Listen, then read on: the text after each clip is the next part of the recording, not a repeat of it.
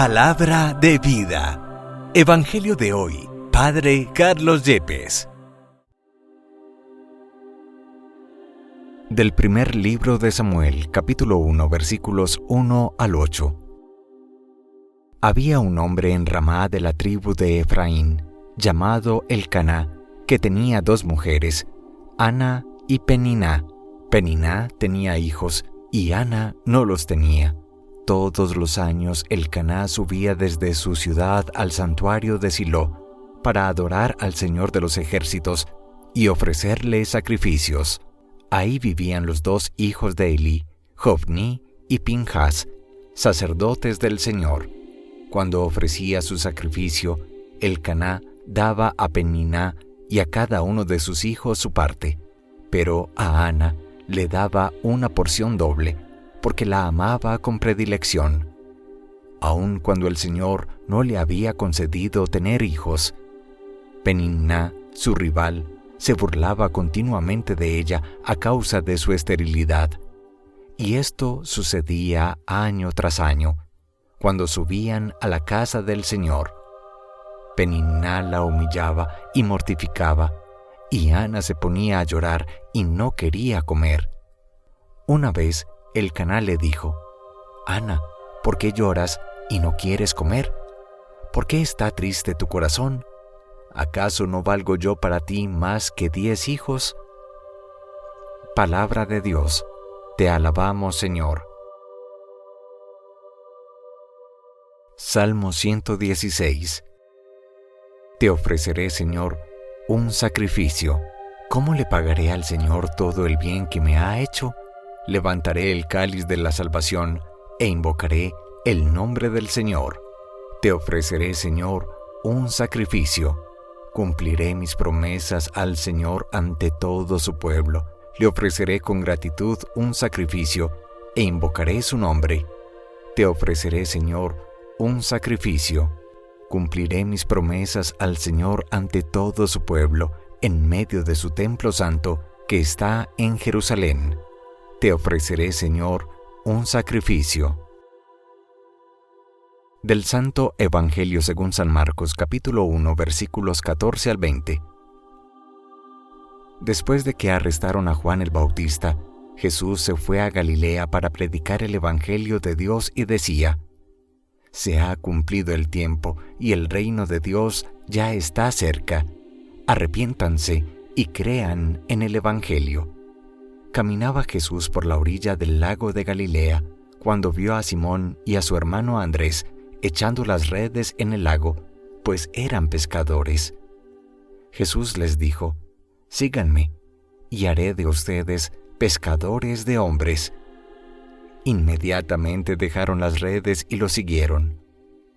Un poco más adelante vio a Santiago y a Juan, hijos de Zebedeo, que estaban en una barca, remendando sus redes. Los llamó, y ellos, dejando en la barca a su padre con los trabajadores, se fueron con Jesús. Palabra del Señor. Gloria a ti, Señor Jesús. En el puro comienzo del tiempo litúrgico ordinario de este nuevo año que nos regala el Señor, el evangelista Marcos nos va describiendo cómo se va configurando la iglesia, cómo se inicia este anuncio del reino de Dios. Nos dirá en efecto que si bien Juan el Bautista es arrestado, esto no acobarda a Jesús ni le impide marchar por todas las regiones de Galilea para iniciar el anuncio de un reino divino, de una forma de vivir distinta, de un actuar de Dios Padre en la vida de la humanidad. En efecto, afirmará con palabras claves: el tiempo, el plazo se ha cumplido. Lo anunciado de siglos atrás por los profetas se cumple, se realiza en Jesús. Es que entendemos todo el Antiguo Testamento en clave de promesa y entendemos todo el Nuevo Testamento en clave de cumplimiento de la promesa enunciada especialmente por los profetas del Antiguo Testamento. Por eso Jesús, sin romper la línea entre los dos pactos, alianzas o testamentos, afirmará de sí mismo que el tiempo de Dios se ha cumplido y que Él es la concreción, el Mesías esperado, el Redentor anunciado por los profetas. Ha llegado el Kairos, expresión griega que nos habla el tiempo de Dios. El tiempo en que Dios se sobrepone sobre la historia humana y empieza a tejer, permítame la expresión, historia de amor, historia de libertad, historia de redención, historia de misericordia, en definitiva, historia de salvación sobre nuestra historia humana. Solo a cambio Jesús, en el puro comienzo de su predicación, pide dos actitudes fundamentales. La primera, conviértanse. Esa metanoia de la que nos hablan los evangelios es un cambio de mentalidad ciertamente, es un cambio interior más que exterior, pero es sobre todo un cambio de camino. Reconocer que el rumbo que hemos dado a nuestra vida es una vía o camino equivocado y que debemos volver sobre nuestros pasos, quizás volver atrás para enderezar el camino de nuestra existencia, a la manera en que una persona se encuentra perdida en un bosque de árboles y trata de volver sobre sus primeros pasos para encontrar un camino de salida en medio del bosque. Pero hay una segunda exigencia de Jesús, además de la conversión, entendida como un cambio radical de camino, un cambio definitivo en la orientación de la vida, y es la exigencia de creer en Jesús como el Evangelio viviente, de poner nuestra fe en Jesús. Una palabra muy corta, 2 letras, FE, pero que implica y compromete toda nuestra vida. La fe es decirle a Jesús, sí, te acepto, sí, te recibo, sí, te acojo en mi vida, sí, reconozco que tu mensaje y tu vida misma es modélica, es un claro ejemplo a seguir en donde solo hay verdad, en donde no hay engaño. Es aprender nosotros a desconfiar de los mensajes del mundo, a desconfiar de los proyectos de falsa felicidad que hemos conocido e incluso a desconfiar de nosotros mismos, de nuestros criterios y pareceres personales, para confiarnos solo y totalmente en las palabras, el mensaje, el ejemplo de Jesús. De ahora en adelante su manera de hablar, de ahora en adelante su manera de vivir, de ahora en adelante su manera de decidir y de actuar será un modelo de vida para cada uno de nosotros. Así comienza la Iglesia. Así se funda la religión más grande sobre esta tierra. Así se manifiesta el proyecto de Dios sobre los hombres cuando ha enviado a su único Hijo Jesucristo para que hablando el lenguaje de los hombres, sintiendo como los hombres, igual en todo a nosotros los hombres menos en el pecado, nos enseñe cómo encontrar luz y guía y un camino seguro para salvarnos de nuestros errores, de nuestros engaños, de las esclavitudes que nosotros mismos hemos construido en el corazón.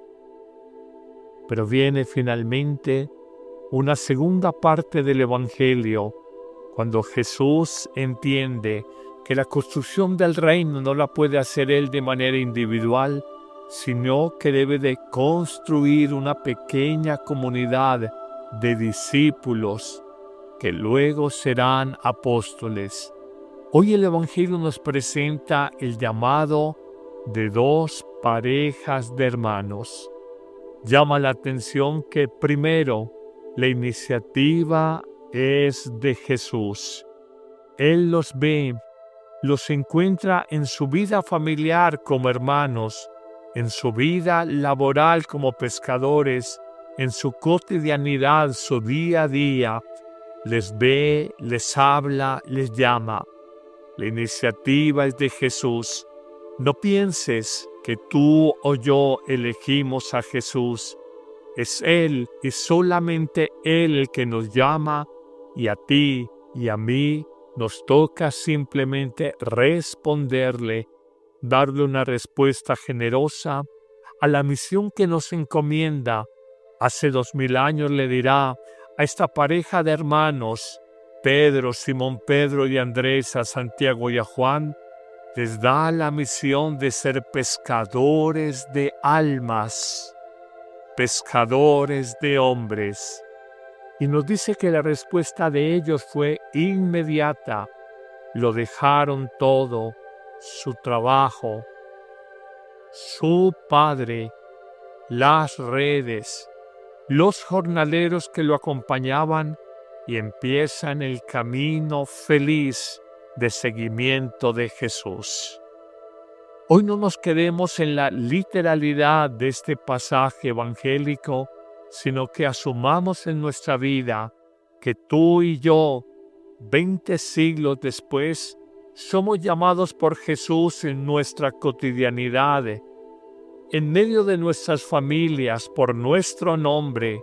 Jesús nos ve y nos pide ser pescadores de almas desde nuestros talentos, desde nuestras capacidades, y nos pide no aplazar la respuesta por miedo, por conveniencia, por cobardía, porque no entendemos, y por el contrario tener la libertad interior, la disponibilidad y el desprendimiento para dejar familia, trabajo, para dejar seguridades afectivas, emocionales y materiales y empezar la aventura, porque no tiene otro calificativo, la aventura del feliz seguimiento de Jesús tras la promesa que Él nos hace: quien deje padre, madre, hermanos, familia, bienes por mí,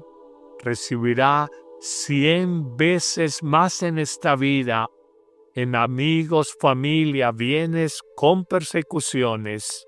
No las niega, tendremos persecuciones, pero además alcanzaremos la vida eterna.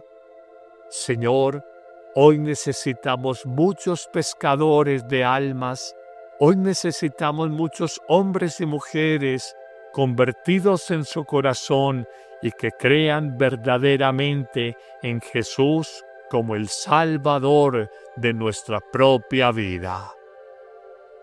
Que el Señor te dé luz a partir de este Evangelio y te bendiga abundantemente en tus actividades de este día, en el nombre del Padre, y del Hijo, y del Espíritu Santo. Amén. ¿Listo para un cambio? La app Amén Comunicaciones te abre las puertas a un mundo de fe y reflexión. Con un solo clic podrás acceder a misas, oraciones y contenido que nutre tu alma. Esta app es ligera y fácil de descargar en Android y Apple. El Padre Carlos Yepes te invita a unirte a esta comunidad de fe y esperanza. No dejes pasar la oportunidad de crecer espiritualmente cada día.